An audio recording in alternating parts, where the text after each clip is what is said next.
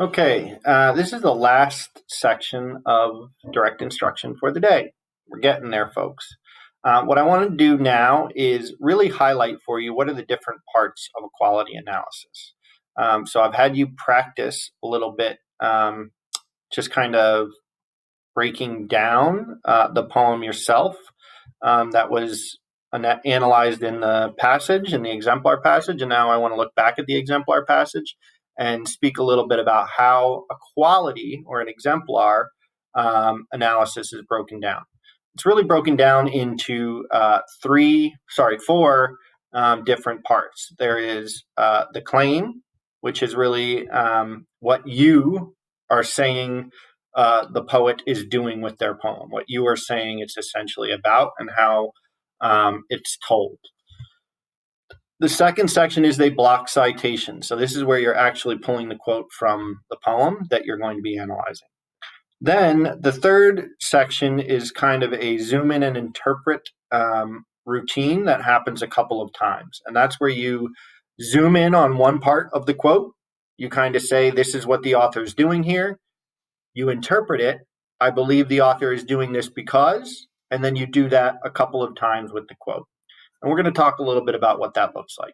So you have your claim here, which is, in My Name is Usman, Hamidi employs various forms of wordplay, including personification and metaphor, to portray self-censorship and feelings of fear and alienation that many immigrants must negotiate in small day-to-day moments. Now, your claim likely will not be very different as you analyze God Bless Delhi. You're going to analyze God Bless Delhi. This is an exemplar of My Name is Usman. So as you analyze God Bless Delhi, your claim is going to be pretty similar. In God Bless Delhi, Hamidi uses the following poetic techniques, ... to ...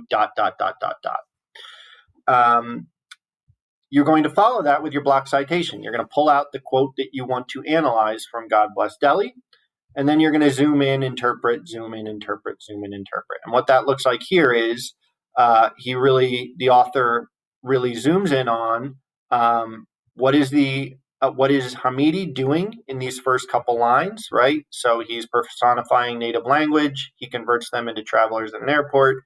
He says they double check their visas. Then interprets that, which means ...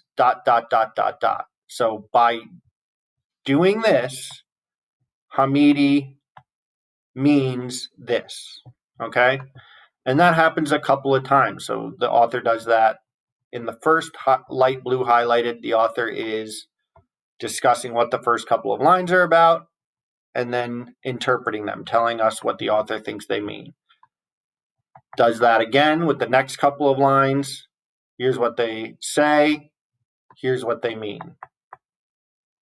And then a third time. Here's what Hamidi says. Here's what Hamidi means. Okay? Following that, you're going to zoom out. You're going to kind of conclude, this is what all of this says. I'm putting all of this together. Thus, by choosing to construct a metaphor, whereas native tongues are weary travelers at an airport, Hamidi helps the reader feel and understand the simple matter of talking can be fraught with danger for an immigrant and can be emotionally and psychologically draining. So again, it's a claim or sort of an introduction. In the poem, the poet is using these poetic techniques to do this. An example from the poem, an actual quote, and then analyzing bit by bit the sections of the poem.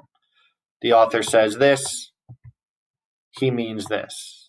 The author says this, he means this. The author says this, he means this. And then a summary.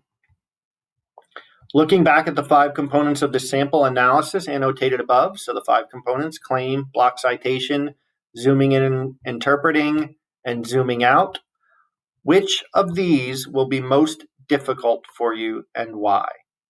If it is hard for you to think of just one, you could also write what might be difficult about analyzing a poem for you.